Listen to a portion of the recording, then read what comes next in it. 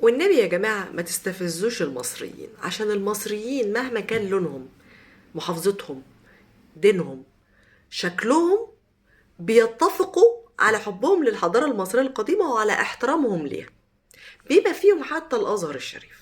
من 4 أيام ظهرت لينا العدد ده، عدد شهر نوفمبر، من مجلة نور، هدية الأزهر لأطفال العالم.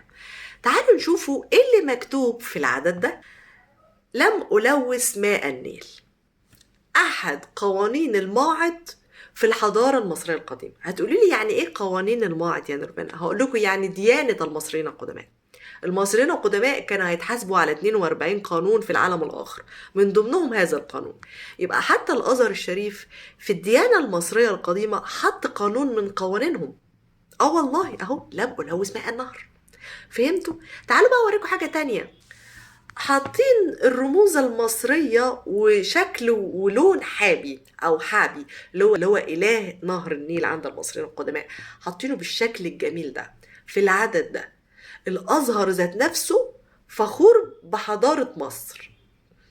فبالتالي بلاش تستفزونا في حبنا لحضارتنا، أو في وطننا، أو في رموزنا، أو في نفسنا، أو في أي حاجة. احنا بنحب نفسنا أوي.